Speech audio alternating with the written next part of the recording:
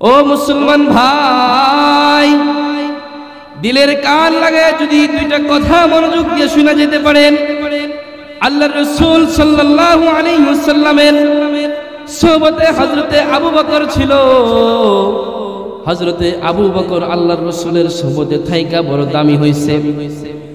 হযরতে আবু বকর রাদিয়াল্লাহু তাআলা আনহু আল্লাহর রাসূলের এক জবরদস্ত সাহাবী। হযরতে আবু বকরকে আল্লাহর রাসূল সাল্লাল্লাহু আলাইহি ওয়াসাল্লাম একদা ঘোষণা দিলেন, হে আবু বকর, আমি নবী আলাইহিস সালাতু ওয়াস সালাম তুমি আবু বকরকে নিয়ে মদিনার উদ্দেশ্যে হিজরতের উদ্দেশ্যে রওনা হইতে চাই। আবু বকর আমার হিজরতের সফর সঙ্গী আর কেউ নয়, তুমি হযরতে আবু বকর হইলা আমার হিজরতের সফর সঙ্গী। যখন রাসূল আকরাম সাল্লাল্লাহু আলাইহি ওয়াসাল্লামের মতো এত দামি মানুষ, এত বড় মানুষ নবীজির সফর সঙ্গী হইতে পাইরা হযরতে আবু বকর দামি হইছে। আজকে যদি আমার এলাকার চেয়ারম্যান, আমার দলের নেতা যদি আমারে বলে, এই আবু বকর, এই আব্দুল্লাহ, এই আব্দুর রহমান, তুমি আমার সাথে ঢাকায় যাবে সফরে, প্রাইভেট কারে আমার সাথে তুমি সফরে যাবে, তখন আমরা কতটা খুশি হব। ঠিক তদ্রূপ হযরতে আবু বকরকে যখন রাসূল আকরাম সাল্লাল্লাহু আলাইহি ওয়াসাল্লাম সফরের জন্য অফার করলেন, আবু বকর তো খুশিতে পাকবুকুম, রাসূল আকরামের সফর সঙ্গী আমি। এই জন্য কবে সফরের ঘোষণা হবে এই কথা কারো জানা নাই। এই জন্য হযরতে আবু বকর রাসূল আকরাম সাল্লাল্লাহু আলাইহি ওয়াসাল্লামের সাথে সফরে যাবে, এই আশা, এই কল্পনা, এই স্বপ্ন দেখা হযরত আবু বকরের ঘুম আসে না। হযরতে আবু বকর রাতের বেলা ঘুমাইতে পারে না। নবী আলাইহিস সালাতু ওয়াস সালামের সাথে হিজরতে যাব, দিনেই যারা রাতেই যাই, রাতে গেলে কখন যাই রাসূল আমাকে কখন ডাকে এর কোনো ভরসা নাই। এই জন্য হযরতে আবু বকর পেরেশান, আবেগে আপ্লুত হইয়া হযরতে আবু বকর 6 মাস যাবত রাতে ঘুমায় না, দরওয়াজার সামনে এসে দাঁড়ায় থাকে, কখন জানি রাসূল আকরাম সাল্লাল্লাহু আলাইহি ওয়াসাল্লাম আমাকে হিজরতের জন্য ডাক দেয়। নবীজি যদি আয়েশা আমাকে হিজরতের জন্য ডাক দিয়ে না পায়, নবীজি যদি হিজরতের জন্য আমি আবু বকরকে খুঁজে না পাই, তাইলে এটা আমি আবু বকরের জন্য বড় অবমাননার, বড় লজ্জাজনক। এই জন্য হযরত আবু বকর ঘরের দরওয়াজায় অপেক্ষা করে, একদিন যায়, 2 দিন যায়, ধারাবাহিকভাবে যেদিন হিজরতের সময় আসলো, হযরতে আবু বকর হিজরতের যেদিন সময় আসলো, রাসূল আকরাম সাল্লাল্লাহু আলাইহি ওয়াসাল্লাম এসে দরজায় কড়া নাড়লেন, এই আবু বকর চলো হিজরতের সময় হয়েছে, আমরা সফর করি, রওনা দেই। রাসূল আকরাম সাল্লাল্লাহু আলাইহি ওয়াসাল্লামের সাথে হযরতে আবু বকর রওনা দিলেন। নবী আলাইহিস সালাতু ওয়াস সালাম ও হযরতে আবু বকর দুইজন একসাথে মদিনার সফরে রওনা দিলেন। পথিমধ্যে বিশ্রামের প্রয়োজন হলো। হযরতে আবু বকর বললেন, রাসূল চলেন আমরা এখানে একটু বিশ্রাম নেই, এক পাহাড়ের গুহার মধ্যে। তখন রাসূল আকরাম সাল্লাল্লাহু আলাইহি ওয়াসাল্লাম বললেন, চলো ঠিক আছে আমরা বিশ্রাম নেই। হযরতে আবু বকর রাদিয়াল্লাহু তাআলা আনহু গুহার ভিতরে ঢুইকা ওই কামরাটা, ওই গুহাটা রাসূল আকরাম সাল্লাল্লাহু আলাইহি ওয়াসাল্লামের বিশ্রামের জন্য তৈরি করতে লাগলেন। ঝাড়া মোছা করে পরিষ্কার করে ওই গুহাটা হযরতে রাসূল আকরাম সাল্লাল্লাহু আলাইহি ওয়াসাল্লামের জন্য তৈরি করতে লাগলেন। তখন হযরতে আবু বকর খেয়ে তাকায় দেখেন ওই গর্তের ভিতরে কিছু ছিদ্র দেখা যায়। তখন রাসূল আকরাম সাল্লাল্লাহু আলাইহি ওয়াসাল্লামের জন্য কোনো কষ্ট না হয়, ওই গর্তের ভিতরে হয়তো কোনো পোকামাকড় থাকতে পারে, এজন্য তার পরনের রুমালটা ছিঁড়া ছিঁড়া টুকরা টুকরা বানায়া ওই গর্তের ছিদ্রগুলা বন্ধ কইরা তার এই উরাটটা রেডি করে রাসূলকে ডাক দিলেন, ওগো পয়গম্বর, আপনার জন্য আপনার বিশ্রামের ব্যবস্থা করা হয়েছে, আপনি চলে আসেন। কিন্তু ওই ছিদ্রগুলো বন্ধ করার সময় একটা ছিদ্র বন্ধ করতে পারে নাই, কাপড়ের টুকরা শেষ। তখন হযরতে আবু বকর রাদিয়াল্লাহু তাআলা আনহু তার পাটা ওই ছিদ্রের মধ্যে দিয়া, পাটা তার পা দ্বারা ওই ছিদ্র বন্ধ করে রাখলেন। ওইদিকে আল্লাহ রাব্বুল আলামিনের কি কারিশমা! এক প্রাণী দেখেন, প্রাণীদের ভিতরেও নবীর মহব্বত আছে। শুধু আমরা মানুষ হইয়া নবীজিরে চিনি নাই, আমাদের আসল নেতাকে চিনি নাই, আমরা দুনিয়ার নেতার পিছনে ছুটছি, কিন্তু আমরা মানুষ হয়ে নবী চিনি নাই। মুহতারাম হাজিরিন, আল্লাহ তাআলা আমাদেরকে সৃষ্টি করেছেন, আমাদের রবকে পৃথিবীর সবাই তার স্রষ্টাকে মানে, পৃথিবীর সবাই তার স্রষ্টাকে মানে। হয়তোবা মানার ক্ষেত্রে কিছু পার্থক্য, কিছু মতভেদ রয়েছে। মুহতারাম হাজিরিন, আমাদেরকে আল্লাহ রাব্বুল আলামিন সৃষ্টি করেছেন একটা উদ্দেশ্য আর মাকসাদ নিয়ে। সেই মাকসাদটা হলো আমার বান্দা বান্দিরা দুনিয়াতে গিয়ে আমি রব্বে করিমের গোলামি করবে, আমি আল্লাহর ইবাদত করবে। দুনিয়াটাকে আল্লাহ তাআলা মানুষের পরীক্ষার একটা হল হিসেবে বানিয়েছেন। এখানে মানুষ এসে আল্লাহ রাব্বুল আলামিনের গোলামি করবে, এজন্য আল্লাহ মানুষকে পাঠিয়েছেন। তবে আল্লাহ তাআলা মানুষকে পাঠিয়েছেন, মানুষ আল্লাহর গোলামি করবে। মাধ্যম কি?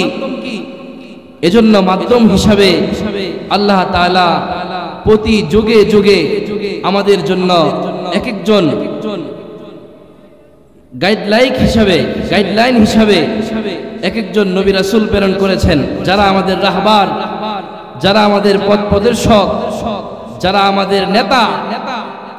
সেই নেতার দেখানো রাস্তা অনুযায়ী যদি আমরা চলতে পারি, তাহলেই একমাত্র আমাদের এই পৃথিবীতে আসার মূল উদ্দেশ্য এবং লক্ষ্য এটা সফলতার চূড়ান্ত পর্যায়ে গিয়ে পৌঁছবে। যদি নেতার দেখানো রাস্তায় আমরা না চলি, তাহলে আমাদের লক্ষ্য হাসিল হবে না। যেহেতু বর্তমান কালে এসে আমরা সবাই কেউ না কেউ কোনো নেতার পিছনে দৌড়াই, হয়তোবা সেটা ধর্মীয় নেতা, নচেত রাজনৈতিক নেতা, সামাজিক নেতা আমাদের আছে। কথা বলেন ঠিক কিনা? আমরা আমাদের জীবন চলার পথে সব সময় নেতাদের পিছনে দৌড়াই। এজন্য নেতা আমাকে কোন পথ দেখাইলো, সেই পথে চললেই আমার মুক্তি। আর যদি নেতার দেখানো পথের বাহিরে চলি, তাহলে আমার জন্য বিপদ। এটা যেরকম আমরা বুঝি, আমরা যেরকম মানি, ঠিক তদ্রূপ আল্লাহ তাআলা আমাদেরকে এই দুনিয়ার জিন্দেগিতে চলার জন্য প্রতি যুগে যুগে একজন করে নবী রাসূল আল্লাহ তাআলা প্রেরণ করেছেন। সর্বপ্রথম পৃথিবীর মানব সৃষ্টির শুরু থেকেই মানব জাতির সৃষ্টির সূচনা এবং আমাদের যে নেতা নবী রাসূল তাদের আগমনের সূচনা, এই দুই সৃষ্টির সূচনাই আল্লাহ তাআলা হযরতে আদম আলাইহিস সালাতু ওয়াস সালামের আগমনের মধ্য দিয়ে শুরু করেছেন। সকলে বলেন আলহামদুলিল্লাহ। মুহতারাম হাজিরিন, হযরতে আদম আলাইহিস সালাতু ওয়াস সালাম যখন দুনিয়াতে আসলেন, লম্বা সময় পর্যন্ত তিনি দুনিয়াতে বসবাস করলেন। হযরতে আদম আলাইহিস সালাতু ওয়াস সালাম যেহেতু আমাদের মতোই মানুষ ছিল, এজন্য তারও জীবন ছিল, তারও মরণ ছিল, তারও সংসার ছিল, তারও পরিবার পরিজন ছিল। সেও এক সময় মৃত্যুবরণ করেছে। ঠিক এই ধারাবাহিকতায় প্রতি যুগে যুগে একে একে করে আল্লাহ তাআলা মানুষ দুনিয়াতে প্রেরণ করতেছেন। এই মানুষদেরকে উঠায় নিতেছেন, আবার পাঠাইতেছেন, আবার নিতেছেন। এরকম করতে করতে দুনিয়ার নিজামও চলতেছে, নবীদেরকে পাঠানোর নিজামও চলতেছে। এই ধারাবাহিকতা চলতে চলতে চলতে চলতে আল্লাহ তাআলা এক পর্যায়ে এসে সিদ্ধান্ত নিলেন যে এই যে মানুষ পাঠাচ্ছি আর মানুষদেরকে দুনিয়ার জীবন যাপন করার পরে, আমি আল্লাহ রাব্বুল আলামিনের গোলামি করার পরে আবার সেই মানুষগুলাকে যখন আমি আমার কাছে ফিরাই আনতেছি, তো এই মানুষগুলা কতটুকু আমি আল্লাহর বন্দেগী করলো, এদেরকে তো পুরস্কার দেওয়ার দরকার। যারা বন্দেগী করে নাই, এদেরকে তো তিরস্কার দেওয়া দরকার। এজন্য আল্লাহ তাআলা একটা পরকাল তৈরি করলেন এবং এই পরকালের বিচার দিবস, হাসর দিবস কায়েম করার জন্য আল্লাহ তাআলা পৃথিবীর সমাপ্তিকালের একটা ডেটও কনফার্ম করলেন।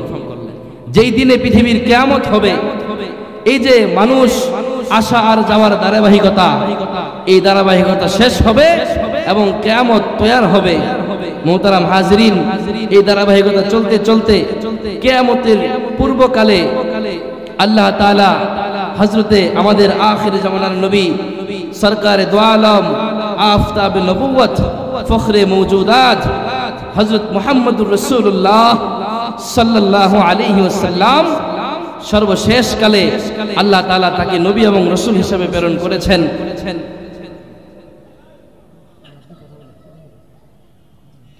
আল্লাহ তাআলা হযরতে মুহাম্মদুর রাসূলুল্লাহ সাল্লাল্লাহু আলাইহি ওয়াসাল্লামকে শেষ নবী হিসেবে পাঠাইলেন। পাঠানোর পরে নবী আলাইহিস সালাতু ওয়াস সালামও যেহেতু আমাদের মতোই মানুষ ছিলেন, তিনি ভিন্ন কোনো প্রাণী ছিলেন না। তারও সংসার ছিল, তারও বৈবাহিক জীবন ছিল, তারও মৃত্যু হয়েছে। এই নবী আলাইহিস সালাতু ওয়াস সালামকে আল্লাহ তাআলা আমাদের মতো এরকম মানুষ করে এজন্যই পাঠাইলেন, যেন সে যে আমাদের নেতা, সে যে আমাদের রাহবার, যেন তার জীবন যাপন দেখে যেন আমরা শিখতে পারি। সে যেমন আল্লাহর গোলামি করছে আমরাও যেন করতে পারি। এজন্য আল্লাহ তাআলা তাকে আমাদের মতোই একজন মানুষ হিসেবে বানিয়েছেন। তবে তিনি ছিল মানুষ সৃষ্টির জগতের সর্বশ্রেষ্ঠ মহামানব। এটা শুধু আমরা মুসলমানরাই বিশ্বাস করি না, বরঞ্চ যত ধর্ম অবলম্বী আছে সবাই এই কথা মানতে বাধ্য হয়েছে।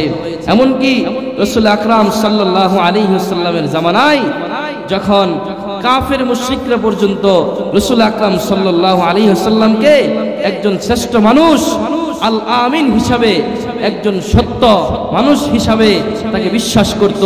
তাদের আমানতগুলো রাসূল আকরাম সাল্লাল্লাহু আলাইহি ওয়াসাল্লামের কাছে জমা দিত। এমন একজন মহামানব হিসাবে রাসূল আকরাম সাল্লাল্লাহু আলাইহি ওয়াসাল্লামকে আল্লাহ তাআলা পাঠাইলেন।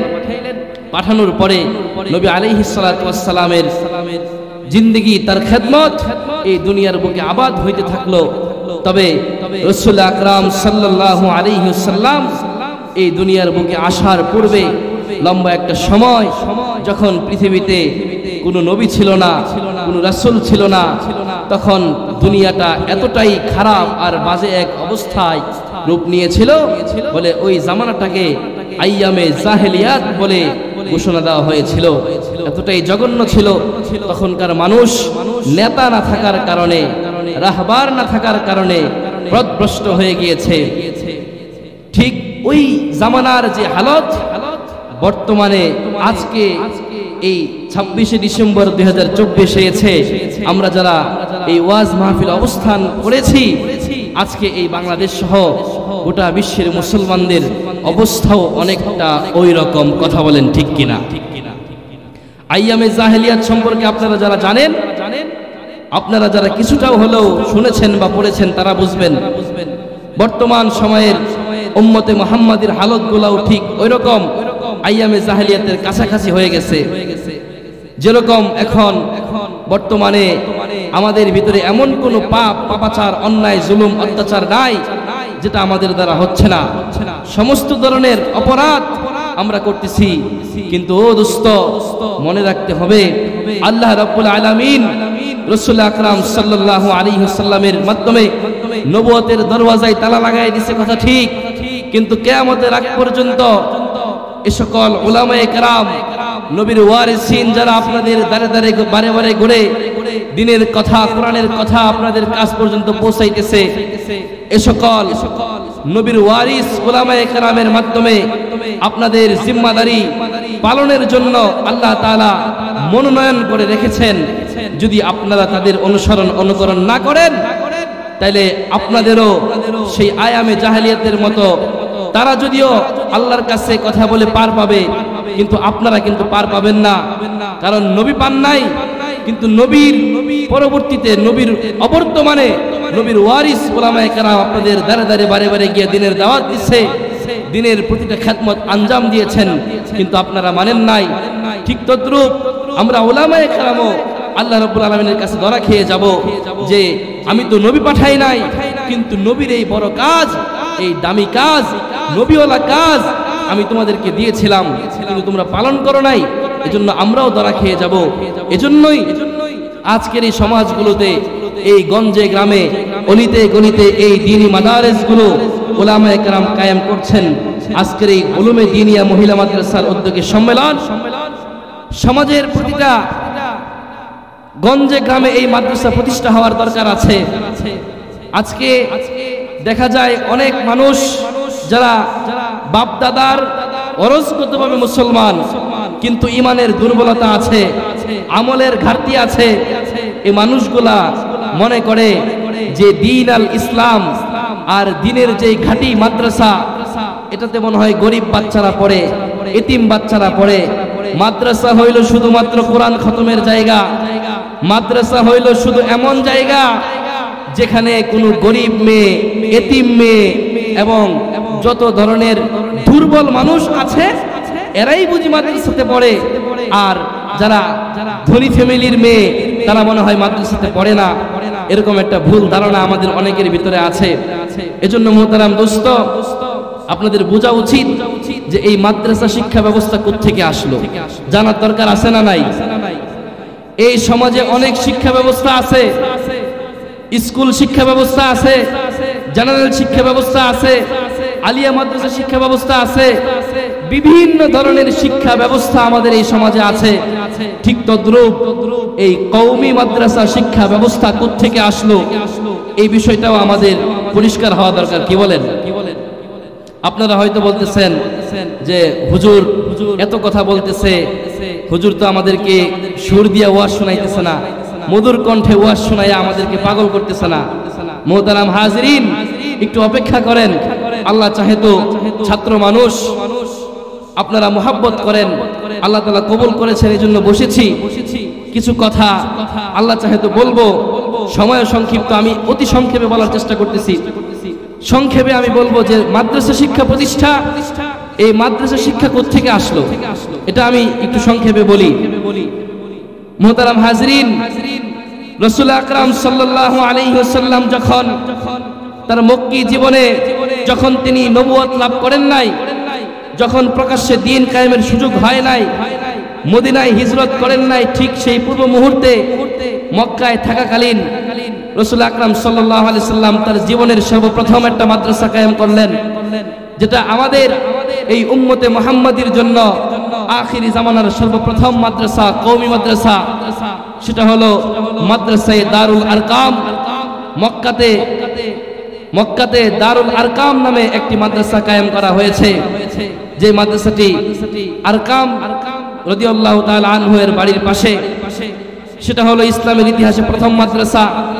তারপরে যখন মদিনা থেকে সাহাবায়ে কেরাম এবং কিছু মুসলমানরা যখন হজ করতে আসতো মক্কায়, তখন তারা বলল, রাসূল আপনি আমাদেরকেও দ্বীন শিক্ষা দেন এবং আমাদের কাছেও এমন একটা জামাত, এমন একজন ইমাম পাঠান যিনি আমাদেরকে দ্বীন শিখাবে, সালাত শিখাবে, ইত্যাদি ইত্যাদি আমাদেরকে শিখাবে।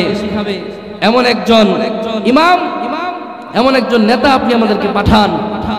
তখন রাসূল আকরাম সাল্লাল্লাহু আলাইহি সাল্লাম মদিনায় একজনকে পাঠাইলেন। তখন মদিনায় দ্বিতীয় একটা মাদ্রাসা কায়েম হলো।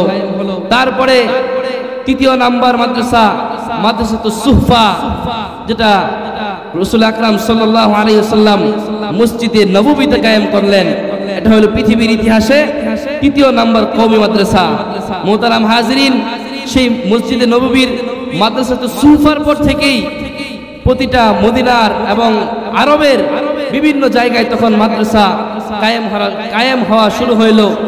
সেই ধারাবাহিকতায় এই উপমহাদেশে, এই ভারতবর্ষে সর্বপ্রথম যখন ইংরেজরা ব্যবসার নাম নিয়ে, এই কালা চামড়াওয়ালারা, লাল চামড়াওয়ালারা যখন ব্যবসার নাম নিয়ে এই উপমহাদেশের মুসলমানদের ঈমান ও আমলকে ধ্বংস করার জন্য, এদের আদর্শকে নষ্ট করার জন্য যখন তারা এদেশে ঢুকলেন, তখন এদেশের ওলামায়ে কেরাম, সাধারণ মানুষ যখন দেখলেন যে এদেশের এই উম্মতে মুহাম্মাদির দ্বীন আর ইসলামকে, ঈমানকে হেফাজত করার জন্য একমাত্র মাধ্যম হলো রাসূল আকরাম সাল্লাল্লাহু আলাইহি ওয়াসাল্লামের অনুকরণ করে মাদ্রাসা প্রতিষ্ঠা করা। ঠিক তখনই সেই ভারতের সাহারানপুরে দেওবন্দ নামক উপজেলায় দারুল উলুম দেওবন্দ নামে একটা মাদ্রাসা ডালিম গাছের নিচে কায়েম হলো। তখন সেই দারুল উলুম দেওবন্দ এই উপমহাদেশের ইতিহাসের প্রথম মাদ্রাসা। মুহতারাম হাজিরিন, সেই দারুল উলুম দেওবন্দ মাদ্রাসার ইতিহাস বলতে গেলে ঘন্টার পর ঘন্টা সময় কেটে যাবে। রাসূল আকরাম সাল্লাল্লাহু আলাইহি ওয়াসাল্লাম স্বপ্নে যোগে দারুল উলুম দেওবন্দ মাদ্রাসার প্রতিষ্ঠাতা হযরতে কাসেম নানতুবী রাহমাতুল্লাহ আলাইহিকে রাত্রে দেখাইলেন, কাসেম তুমি এখানে একটা মাদ্রাসা প্রতিষ্ঠা করো। রাত্রে স্বপ্নে রাসূলকে কাছে নিয়ে গেলেন এবং লাঠি দিয়া দাগ দিয়া ডালিম গাছের গোড়ায় একটা জায়গায় দেখাইয়া দিলেন, এখানে এভাবে মাদ্রাসা কায়েম করো। পরের দিন সকালে আরো কিছু উলামায়ে কেরামদেরকে নিয়ে কাসেম নানুতুবি রহমতুল্লাহ আলাইহি যখন এই ঘটনা বর্ণনা করলেন, তখন ওলামায়ে কেরাম সকলে মিলে সেখানে গেলেন, গিয়ে দেখলেন আসলেই রাসূল আকরামের লাঠি দিয়ে দাগ দেওয়া সেই দাগ এখনো রয়েছে। বলেন সুবহানাল্লাহ। মুহতারাম হাজরিন, রাসূল আকরাম সাল্লাল্লাহু আলাইহি সাল্লামের ইশারায়, তার দিক নির্দেশনায় সেই দারুল উলুম দেওবন্দ প্রতিষ্ঠা হলো। প্রতিষ্ঠা হওয়ার পরে সেই দারুল উলুম দেওবন্দের নিসবতে ধারাবাহিকভাবে এই গোটা ভারত উপমহাদেশ সহ বাংলাদেশে হাজার হাজার মাদ্রাসা কায়েম হলো। সেই ধারাবাহিকতায় বাংলাদেশে দারুল উলুম মঈনুল ইসলাম হাটহাজারী কায়েম হলো। তারপরে ঢাকায় বড় বড় মাদ্রাসা কায়েম হলো। সেই মাদ্রাসাগুলোর ধারাবাহিকতায় আজকে এই পর্যন্ত এসে আপনাদের এই শ্রীপুর মাগুরায় গত 5 বছরেও আমাদের কওমি মাদ্রাসার ধারাবাহিকতায় যেই মাদ্রাসাগুলো, যেই শিক্ষাগুলো আমাদের এই অঞ্চলে হয়তোবা ছিল না, কিন্তু আল্লাহর রহমত আমাদের অঞ্চলের ওলামায়ে কেরাম বাংলাদেশের বিভিন্ন জায়গা থেকে, ঢাকা থেকে উলামায়ে কেরাম পড়ালেখা করে করে, ছাত্ররা পড়ালেখা করে করে বড় বড় আলেম হয়ে, হাফেজ হয়ে যখন দেশে ফিরেছেন, তখন আপনাদের খেদমতে তারা লেগে গেছেন। এই যে আমার পাশে বসা আমার প্রিয় ভাই মাওলানা নাজমুস সাআদাত তারিফ সাহেব, তিনিও ঢাকা থেকে পড়ালেখা করে ফারিগ হয়ে এসেছেন। আপনারা হয়তো কদর বুঝতেছেন না, এগুলা আল্লাহ তাআলার দেওয়া বড় নিয়ামত। রাসূল আকরাম সাল্লাল্লাহু আলাইহি ওয়াসাল্লামের ওয়ারিস, এদের মাধ্যমে আপনাদের ভবিষ্যৎ সন্তানেরা দ্বীনের পথ দেখবে, কোরআনের পথ দেখবে, ইসলামের সুস্থল ছায়াতলে আসবে। যদি আপনারা এদেরকে মূল্যায়ন করতে পারেন, আপনারা এদের ডাকে, এদের কথায়, এদের ইশারায় যথাযথ চলতে পারেন, এদের হাতের সাথে যদি হাত লাগায় চলতে পারেন, এদের সাথে যদি বুকের সাথে বুক লাগায় চলতে পারেন, তাইলে সাহাবায়ে আজমাইন রাদিয়াল্লাহু তাআলা আনহুমারা যেরকম রাসূল আকরাম সাল্লাল্লাহু আলাইহি ওয়াসাল্লামের সোহবতে থাইকা নিজেদের জীবনকে দামি করেছেন, নিজেদেরকে জান্নাতি বানাইছেন, আল্লাহ তাআলা রাদিয়াল্লাহু তাআলা আনহুম ওয়া রাদু আনহু বলে যেরকম এদেরকে এজাজত দিয়ে দিবেন, ঠিক তদরূপ আপনারাও দামি হইতে পারবেন যদি এই ওলামায়ে কেরামদের সাথে আপনারা ঐক্যবদ্ধ হয়ে থাকতে পারেন। এই প্রত্যেকটা মাদ্রাসার সাথে যদি আপনারা থাকতে পারেন, তাহলে আপনাদের জীবন দামি হবে। আপনারা সকলেই থাকবেন তো ইনশাআল্লাহ? সকলেই বলেন থাকবেন তো ইনশাআল্লাহ? আল্লাহ তাআলা আমাদের সকলকে আমল করার তৌফিক দান করুক। মুহতারাম হাজিরিন,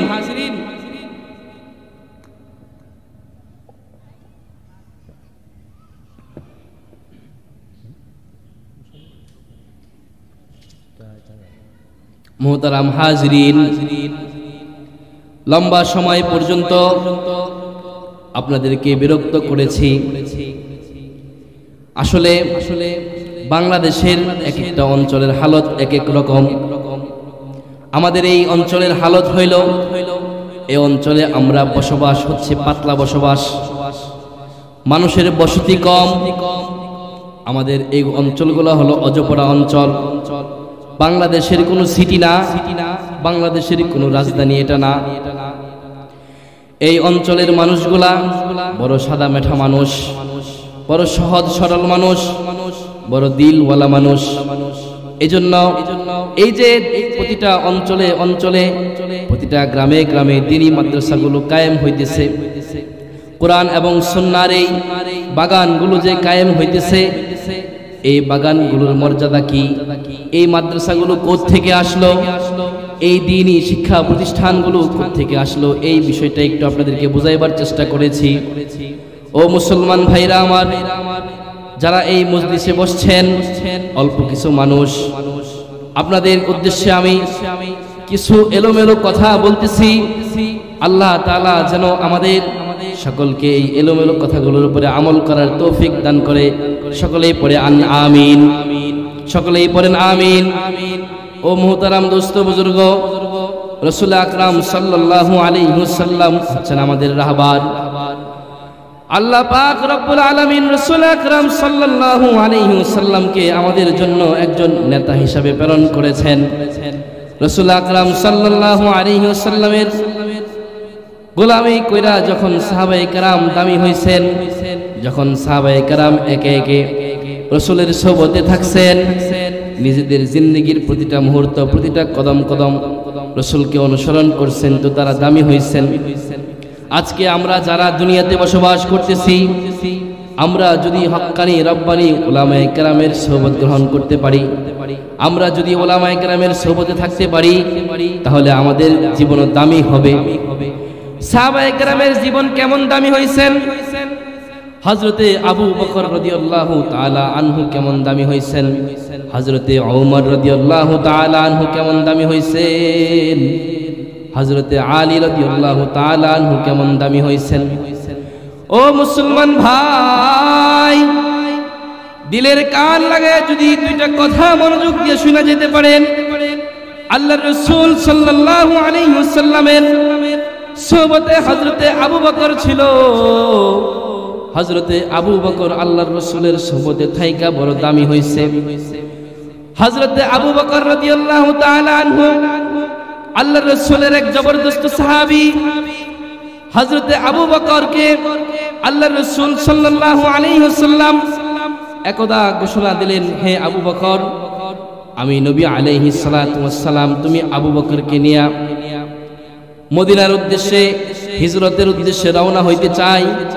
আবু বকর আমার হিজরতের সফর সঙ্গী আর কেউ নয়, তুমি হযরতে আবু বকর হইলা আমার হিজরতের সফর সঙ্গী। যখন রাসূল আকরাম সাল্লাল্লাহু আলাইহি ওয়াসাল্লামের মতো এত দামি মানুষ, এত বড় মানুষ নবীজির সফর সঙ্গী হইতে পাইরা হযরতে আবু বকর দামি হইছে। আজকে যদি আমার এলাকার চেয়ারম্যান, আমার দলের নেতা যদি আমারে বলে, এই আবু বকর, এই আব্দুল্লাহ, এই আব্দুর রহমান, তুমি আমার সাথে ঢাকায় যাবে সফরে, প্রাইভেট কারে আমার সাথে তুমি সফরে যাবে, তখন আমরা কতটা খুশি হব। ঠিক তদ্রূপ হযরতে আবু বকরকে যখন রাসূল আকরাম সাল্লাল্লাহু আলাইহি ওয়াসাল্লাম সফরের জন্য অফার করলেন, আবু বকর তো খুশিতে পাকবুকুম, রাসূল আকরামের সফর সঙ্গী আমি। এই জন্য কবে সফরের ঘোষণা হবে এই কথা কারো জানা নাই। এই জন্য হযরতে আবু বকর রাসূল আকরাম সাল্লাল্লাহু আলাইহি ওয়াসাল্লামের সাথে সফরে যাবে এই আশা, এই কল্পনা, এই স্বপ্ন দেখা হযরত আবু বকরের ঘুম আসে না। হযরতে আবু বকর রাতের বেলা ঘুমাইতে পারে না। নবী আলাইহিস সালাতু ওয়াস সালামের সাথে হিজরতে যাব, দিনেই যায় রাতেই যাই, রাতে গেলে কখন যাই রাসূল আমাকে কখন ডাকে এর কোনো ভরসা নাই।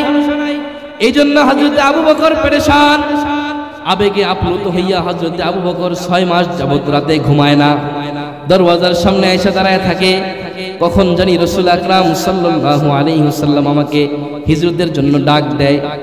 নবীজি যদি আয়েশা আমাকে হিজরতের জন্য ডাক দিয়ে না পায়, নবীজি যদি হিজরতের জন্য আমি আবু বকরকে খুঁজে না পাই, তাইলে এটা আমি আবু বকরের জন্য বড় অপমাননার, বড় লজ্জাজনক। এই জন্য হযরত আবু বকর ঘরের দরওয়াজায় অপেক্ষা করে, একদিন যায়, 2 দিন যায়, ধারাবাহিকভাবে যেদিন হিজরতের সময় আসলো, হযরতে আবু বকর হিজরতের যেদিন সময় আসলো, রাসূল আকরাম সাল্লাল্লাহু আলাইহি ওয়াসাল্লাম এসে দরজায় কড়া নাড়লেন, এই আবু বকর চলো হিজরতের সময় হয়েছে, আমরা সফর করি, রওনা দেই। রাসূল আকরাম সাল্লাল্লাহু আলাইহি ওয়াসাল্লামের সাথে হযরতে আবু বকর রওনা দিলেন। নবী আলাইহিস সালাতু ওয়াস সালাম ও হযরতে আবু বকর দুইজন একসাথে মদিনার সফরে রওনা দিলেন। পথিমধ্যে বিশ্রামের প্রয়োজন হলো। হযরতে আবু বকর বললেন, রাসূল চলেন আমরা এখানে একটু বিশ্রাম নেই, এক পাহাড়ের গুহার মধ্যে। তখন রাসূল আকরাম সাল্লাল্লাহু আলাইহি ওয়াসাল্লাম বললেন, চলো ঠিক আছে আমরা বিশ্রাম নেই। হযরতে আবু বকর রাদিয়াল্লাহু তাআলা আনহু গুহার ভিতরে ঢুইকা ওই কামরাটা, ওই গুহাটা রাসূল আকরাম সাল্লাল্লাহু আলাইহি ওয়াসাল্লামের বিশ্রামের জন্য তৈরি করতে লাগলেন। ঝাড়া মোছা করে পরিষ্কার করে ওই গুহাটা হযরতে রাসূল আকরাম সাল্লাল্লাহু আলাইহি ওয়াসাল্লামের জন্য তৈরি করতে লাগলেন। তখন হযরতে আবু বকর খেয়ে তাকায় দেখেন ওই গর্তের ভিতরে কিছু ছিদ্র দেখা যায়। তখন রাসূল আকরাম সাল্লাল্লাহু আলাইহি ওয়াসাল্লামের জন্য কোনো কষ্ট না হয়, ওই গর্তের ভিতরে হয়তো কোনো পোকামাকড় থাকতে পারে, এজন্য তার পরনের রুমালটা ছিঁড়া ছিঁড়া টুকরা টুকরা বানায়া ওই গর্তের ছিদ্রগুলা বন্ধ কইরা তার এই উরাতটা রেডি কইরা রাসূলকে ডাক দিলেন, ওগো পয়গম্বর আপনার জন্য আপনার বিশ্রামের ব্যবস্থা করা হয়েছে, আপনি চলে আসেন। কিন্তু ওই ছিদ্রগুলো বন্ধ করার সময় একটা ছিদ্র বন্ধ করতে পারে নাই, কাপড়ের টুকরা শেষ। তখন হযরতে আবু বকর রাদিয়াল্লাহু তাআলা আনহু তার পাটা ওই ছিদ্রের মধ্যে দিয়া পাটা তার পা দ্বারা ওই ছিদ্র বন্ধ করে রাখলেন। ওইদিকে আল্লাহ রাব্বুল আলামিনের কি কারিশমা! এক প্রাণী দেখেন, প্রাণীদের ভিতরেও নবীর মহব্বত আছে। শুধু আমরা মানুষ হইয়া নবীজিরে চিনি নাই, আমাদের আসল নেতাকে চিনি নাই। আমরা দুনিয়ার নেতার পিছনে ছুটছি, কিন্তু আমরা মানুষ হইয়া নবী চিনি নাই। খেজুর গাছ নবী চিনছে, হরিণী নবী চিনছে, সাপ পর্যন্ত নবী চিনল, কিন্তু আমরা চিনতে পারলাম না। এক সাপ ওই গর্তের ভিতরে ঘটনাক্রমে ছিল, 1000 বছর ধরে ওই গর্তের ভিতরে অপেক্ষা করতেছে। ইসলামের আগের কালে কোন এক পণ্ডিতের কাছে, ইহুদি পণ্ডিতের কাছে এই সাপ শুনছিল যে ইসলামের যুগে, শেষ যুগে একজন নবী আসবে, মুহাম্মদ নামের এক নবী, তিনি হবে এই জামানার শেষ নবী, গোটা দুনিয়ার সমস্ত মানুষের শ্রেষ্ঠ মহামানব হিসেবে তিনি আসবেন। হযরতে মুহাম্মদুর রাসূলুল্লাহ সাল্লাল্লাহু আলাইহি ওয়াসাল্লামের নাম শুনে ওই সাপ রাসূল আকরাম সাল্লাল্লাহু আলাইহি ওয়াসাল্লামকে দেখার শখ জেগে গেল। তখন ওই সাপ আল্লাহর কাছে এই আশা চাইলেন, আল্লাহ আপনি আমাকে হায়াতে তৈয়বা দেন এবং রাসূলকে দেখার সুযোগ দেন। তখন সেই সাপ ওই গর্তের ভিতরে বসবাস করতে লাগলো। ঠিক ওই দিন রাসূল যখন আসলেন, সাপের দিলের ভিতরে 1000 বছরের তামান্না, পয়গম্বরকে আমি দেখব। কিন্তু ঘটনাক্রমে তো সাপের গর্তের মুখ বন্ধ হয়ে রয়েছে। তখন সাপ হযরত আবু বকরের পায়ের মধ্যে দংশন করলেন। হযরত আবু বকর সাপের ব্যথায় কর্তন করতেছেন, কান্না করতেছেন। কান্না করতে করতে হযরত আবু বকরের শরীর লাল হয়ে গেল, চক্ষুগুলা লাল হয়ে গেল। হযরত আবু বকরের চোখ দিয়া পানি পড়তেছিল। রাসূল আকরাম সাল্লাল্লাহু আলাইহি ওয়াসাল্লাম তো হযরত আবু বকরের রানের উপরে শোয়া। ঠিক ওই সময় হযরত আবু বকরের চোখের পানি রাসূলের শরীর মুবারকে, মুখ মুবারকে পড়ে গেল। তখন রাসূল আকরাম সাল্লাল্লাহু আলাইহি ওয়াসাল্লামের ঘুমটা ভেঙে গেল। নবীজি বলে, আবু বকর তুমি কেন কান্না করতেছো? তখন আবু বকর ডাক দিয়ে কয়, পয়গম্বর আপনার যেন কষ্ট না হয়, এই গর্তের মুখটা আমি আমার পা দিয়ে বন্ধ করে রাখছিলাম, কিন্তু জানি না কোন এক বিষাক্ত পোকামাকড় আমার পায়ের মধ্যে কামড় দিছে। সাথে সাথে রাসূল আকরাম সাল্লাল্লাহু আলাইহি ওয়াসাল্লামের মুখের একটু লালা নিয়ে রাসূল আকরাম সাল্লাল্লাহু আলাইহি ওয়াসাল্লাম হযরত আবু বকরের সেই ক্ষতস্থানের মধ্যে লাগাই দিলেন। সঙ্গে সঙ্গে ক্ষতস্থান ভালো হয়ে গেল। সুবহানাল্লাহ পড়েন। মুসলমান ভাইরা আমার, রাসূল আকরাম সাল্লাল্লাহু আলাইহি ওয়াসাল্লাম যখন ক্ষতস্থানের মধ্যে লালা মুবারক লাগাই দিলেন, ক্ষতস্থান ভালো হয়ে গেল। তখন হযরত আবু বকরকে বললেন, তুমি পাও সরাও দেখি কি হয়েছে। তখন ওই সাপটা বের হয়ে আসলেন, সাপের জবান খুলে গেল।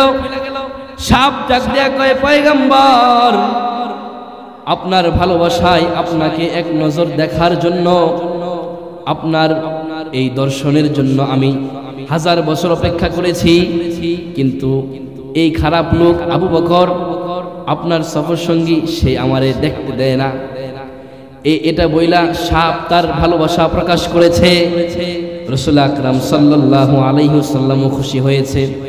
হিজরতের সফর শেষের দিকে তখন হযরতে আবু বকর রাসূল আকরাম সাল্লাল্লাহু আলাইহি ওয়াসাল্লামকে বললেন, ওগো পয়গম্বর আমি আবু বকর, আমার জীবন দিয়া হইল, আপনাকে আমি কষ্ট দিতে চাই না। হযরতে আবু বকর রাদিয়াল্লাহু তাআলা আনহু এমন ভাবে রাসূল আকরাম সাল্লাল্লাহু আলাইহি ওয়াসাল্লামকে কদম কদম অনুসরণ করেছেন। শুধু এখানেই শেষ নয়, প্রত্যেকটা সাহাবীর জিন্দেগীর ঘটনাগুলো যদি আপনারা মুতালা করেন, পড়েন, কিতাব খুলে যদি দেখেন, আজকে যুব সমাজের উদ্যোগে মাহফিল, যুবক ভাইরা আমার, নওজোয়ানদেরকে উদ্দেশ্য করে বলবো, ও নওজোয়ানেরা, তোমরা তো আজকে ইন্টারনেট নিয়ে পড়ছো, মোবাইল নিয়ে পড়ছো। একটা সময় তো ছিল যখন ইন্টারনেট ছিল না, কিতাব পড়া পড়া, বই পড়া পড়া দিন শিখা লাগতো, নবী চেনা লাগতো। এখন তো ইউটিউবে সার্চ দিলেই সব পাওয়া যায়। ও দোস্ত, একটু দিনের পথে আসার চেষ্টা করো। সাহাবায়ে কেরাম, নওজোয়ান সাহাবা যারা, যাদের ভিতরে যৌবন ছিল, যাদের ভিতরে সব ছিল, দুনিয়ার লোভ লালসা, চাহিদা, নারীর লালসা, বাড়ির লালসা, যৌবনের লালসা, সব ছিল যুবক সাহাবায়ে কেরামের ভিতরে, কিন্তু তারপরেও তারা দুনিয়ামুখী হয় নাই। তারা নবী আলাইহিস সালাতু ওয়াস সালামকে কদম কদম অনুসরণ করেছে। নওজোয়ান সাহাবীদের ইতিহাস খুলে দেখো, হযরত হানজালার ইতিহাস খুলে দেখো। আজকে মহিলা মাদ্রাসার উদ্যোগে মাহফিল, আমি আসার সময় দেখলাম এইখানে যে পরিমাণ মানুষ, তার চাইতে বেশি মানুষ মেলায়। এবং মানুষদের মধ্যে কোন শ্রেণীর মানুষ? মহিলাদেরকে দেখলাম বেশি। এজন্য এটা বড় দুঃখজনক। আমি বাংলাদেশের যেই মাহফিলে কথা বলি, যেখানেই যাই, আমি বলি ওয়াজ মাহফিলের এই মেলাগুলো চিরতরে বন্ধ করে দেওয়া দরকার। ওয়াজ মাহফিল শুনতে আসলে বাড়ি থেকে খেয়ে আসবে, আবার বাড়িতে গিয়ে খাবে। মাঝখানে মেলার থেকে কিছু কিনে খেয়ে না বসলে ওয়াজ শুনতে পারবে না, খিদার জ্বালায় মরে যাবে। এমন তো হওয়ার কথা না। এই জন্য আমি বলি এই মেলাগুলো বন্ধ করে দেওয়া দরকার। এখানে যে পরিমাণ মানুষ, তার চাইতে বেশি মানুষ আমি দেখলাম ওই মেলার মধ্যে। এজন্য নওজোয়ানদেরকে বলবো, বছরে একটা দিন এত কষ্ট করে তোমরা মাহফিল সাজিয়েছ। উলামায়ে কেরাম, এই যে আমাদের আজকের এই মাহফিলের যিনি সার্বিক তত্ত্বাবধানে রয়েছেন, আমাকে অত্যন্ত মহাব্বত করেন এই মাহফিলের মুতাওয়াল্লি জনাব মোহাম্মদ রাশেদ আলী মোল্লা, কত কষ্ট করে এই মাহফিলটাকে সাজিয়েছেন। দাওয়াত ও তাবলীগের বড় মেহনত। এই বরিশেট গ্রামটা তো আমি মনে করি আল্লাহ তাআলার এই শ্রীকুল ইউনিয়নের ভিতরে আল্লাহ তাআলার বিশেষ একটা তাজাল্লি এই বরিশেট গ্রামে আছে। কারণ এই গ্রামে যেই পরিমাণ দাওয়াত ও তাবলীগের মেহনত, দাওয়াত ও তাবলীগের সাথী, আল্লাহ তাআলা যেই পরিমাণ চিল্লাওয়ালা সালওয়ালা সাথী এই গ্রামে রাখছেন, আশপাশের অন্যান্য গ্রামগুলোতে নাই। এমনকি আমার কাছে তথ্য আছে এই শ্রীকুল ইউনিয়নের ভিতরে এমনও গ্রাম আছে যে গ্রামের দাওয়াত ও তাবলীগ নিষিদ্ধ। তাহলে এবার বুঝেন এই গ্রামের অবস্থা কতটা ভালো, কতটা উন্নত। এই জন্য আমি এই গ্রামের প্রত্যেকটা নওজোয়ান ভাইদেরকে বলবো, আপনারা আসেন দিনের পথে, দিনকে ভালোবাসেন। জিন্দেগির কোনো ভরসা নাই, হায়াতের কোনো ভরসা নাই, যে কোনো সময় আপনার আমার ডাক চলে আসতে পারে। আজকে এই উলুমিদ দিনিয়া মাহফিল থেকে আমি কথা বলে এখান থেকে শেষ করে বাড়ি পর্যন্ত যাইতে পারবো কিনা এতটুকুনের কোনো ভরসা নাই। আজকে এই মাহফিলে যারা আপনারা আমার সাথে বসছেন, কিছু এলোমেলো অগোছালো কথা বলেছি, হয়তোবা আগামী বছর আমি এখানে নাও থাকতে পারি, কবরে চলে যেতে পারি। অথবা আপনারা এখানে যারা বসছেন হয়তোবা আশায় থাকবেন আগামী বছর আবার এত সুন্দর একটা মাহফিল হবে, ওইখানে আমরা আবার বসবো, আবার ওলামায়ে কেরামের সোহবত নিব। কিন্তু হয়তোবা আমার হায়াতের ঘন্টা বাজে যেতে পারে, আগামী বছর এই মাহফিলে হয়তোবা আমি নাও থাকতে পারি। এই জন্য নওজোয়ানদেরকে বলবো, সবাই দিনের পথে আসার চেষ্টা করেন। যে মা বোনদের উদ্দেশ্যে আজকের মাহফিল, মা বোনদেরকে বলবো আপনারা আমাদের নারী সাহাবীদের ইতিহাস পড়েন, তাদের জিন্দেগির আলোচনাগুলো পড়েন। মাদ্রাসায় সময় দেন, মোবাইলে সময় দিয়েন না, ফেসবুকে সময় দিয়েন না, এলোমেলো সময় নষ্ট করিয়েন না। জিন্দেগির প্রতিটা মুহূর্ত বড় দামি। কোন সময় মৃত্যুর ডাক আসা যায়, কার মৃত্যুর ডাক কখন কোথায় আসা যায় কেউ বলতে পারে না। এজন্য সকলেই চলন মৃত্যুর ভয়টাকে নিজের দিলের ভিতরে নিয়ে, আজকে রাতে যদি কম্বলটা যদি একটু পাতলা হয় তাহলে শীত করে, কম্বলটা যদি একটু পাতলা হয় তাহলে শীত করে। আর যখন একটু একটা কোনো যখন ট্রেন গাড়িতে উঠি বা লোকাল বাসে যখন উঠি, মানুষ যখন বেশি ভিড় হয়, মানুষের চাপাচাপি যখন করে তখন কষ্ট লাগে। কিন্তু কবরের ভিতরে যখন বাঁশের ছাউনির উপরে যে মাটিগুলো থাকবে, বাঁশের ছাউনি পচে যাওয়ার পরে মাটিগুলো যখন আপনার শরীরের উপরে চেপে যাবে, চতুর্পাশ থেকে যখন মাটি আপনার শরীরের সাথে চেপে যাবে, এই মাটির চাপ আপনি নিতে পারবেন কিনা ভাইবেন। আমি শুধু কবরের হাজার হাজার আযাবের ঘটনা বাদ দিয়া আমি নিজে শুধু এই কথাটুকু ভাবি, উপরের মাটিগুলো যখন আমার উপরে চাপে যাবে, যখন নিঃশ্বাস নেওয়ার মতো কোনো সুযোগ থাকবে না, তখন আমার অবস্থা কি হবে। এজন্য দুনিয়ার থেকে যদি ভালো কিছু করে যেতে পারি তাহলে আমাদের পরকাল সুন্দর হবে, হাসর মিজান ফুল সিরাত জান্নাত পর্যন্ত সুন্দর হবে। এজন্য মাদ্রাসার পক্ষে থাকবেন, উলামায়ে কেরামের পক্ষে থাকবেন, ঈমানকে নবায়ন করবেন।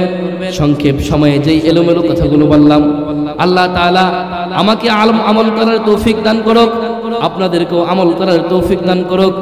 जो कुछ हुआ तेरे करम से या रब, जो कुछ होगे तेरे करम से या रब। ওয়া আখিরু দাওয়ানা আলহামদুলিল্লাহি রাব্বিল আলামিন।